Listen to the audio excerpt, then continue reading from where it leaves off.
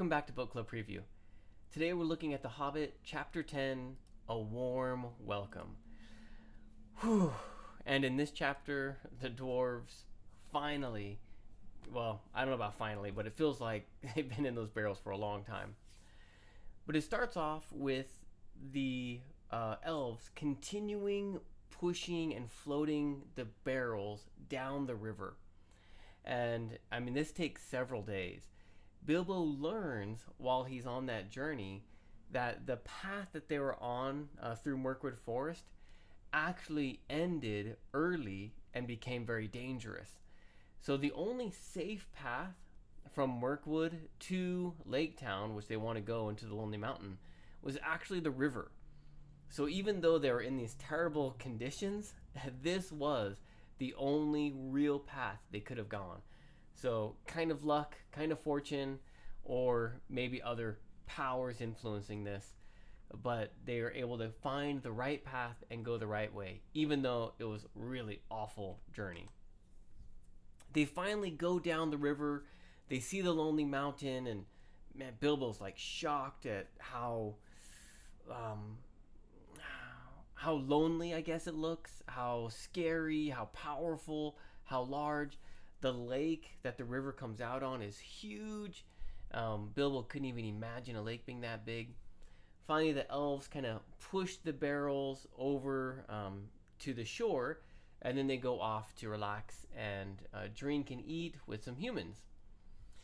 Bilbo starts to open up the barrels of the dwarves. The first one is Thorin, and he's all sore, he's grumpy, he's got stuff all over him.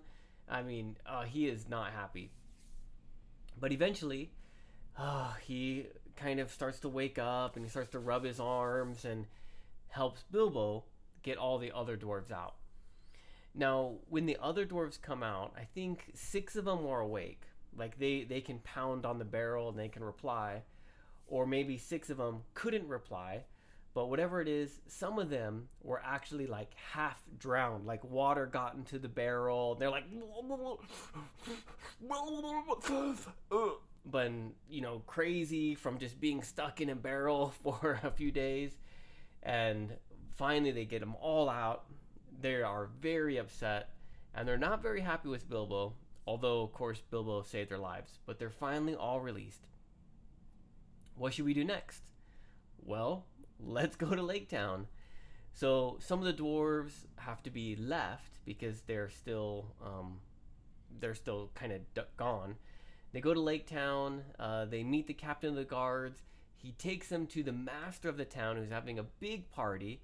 And Thorin comes in. He's like, "I am Thorin, son of Thorn," or I can't remember the names of all his parents. And everyone's like, "Whoa!" He says, "I have returned, king under the mountain." And everyone starts singing songs, and people start running everywhere. The elves are shocked because these were the prisoners, and now they find out who their prisoners were. They try to tell the master that they're prisoners of the Elf King, but the dwarves say, "Yes, we were stopped by the Elf King unlawfully, unjustly, but we have come because nothing can stop the old song, the old word of the old king coming back to claim what was his." It kind of sounds mystical and powerful. So they have a huge party. The dwarves come in. People go get the other dwarves and start to give them food and medicine. They are actually given like a big house to stay in for a while, and food and clothes, and people are singing songs and shouting to them. And after about 2-3 weeks, they decide, okay, man, everyone's happy, everyone's excited. We better go while everyone is still energetic. So they go to the master of the town and some of his counselors and say, "Hey, look, we're ready to go to the mountain." And the master says, "Oh, wonderful. Any way we can help you, we'd love to help you. And of course, I'm sure you're going to thank us later." And so they kind of prepare Thorin with some extra supplies, and they say farewell to town and head off to the Lonely Mountain. And Thrain is kind of like, yeah, I'm king. And Bilbo's like, oh, I don't want to go see a dragon. He's still pretty scared. That leaves us with some vocabulary. Lapping. Lapping is like a splashing. You think of the water. When the water kind of hits the ground. Blah, blah, blah. Lapping could also mean like overlapping. So you can have like a blanket and you lap the blankets. Or in a race, you pass someone. Lapping can also be a drink. Kind of drinking with your tongue like a dog or a cat. But in this case, the sound. Okay, the water making this kind of sound, the splashing sound. Inclined means leaning towards. Incline is like an angle. But if you think of your mind has ways that it likes to think about. So if you're a girl, for example, you're inclined to think girls are better than boys, okay? If you're a boy, you might be inclined to think boys are better than girls, right? If you're American, you probably are inclined to think Americans are good. If you're Korean, you probably think Koreans are good, right? These parts of our mind that lean towards these certain ideas. So whenever anything bad happened in Lake Town, people were inclined to think that it was the dragon's fault. Promontory. I have no idea. Unless you're like a beach person, you probably don't use this word. This is when the land kind of comes out and it's kind of high above the ocean. It's kind of like this rock figure. You can Google this very easily and see some pictures. But if you think of, here's the ocean, okay, and the ocean's coming in, but there is some land coming out like this, right? And maybe here's a beach. But this, okay, here's the ocean coming in.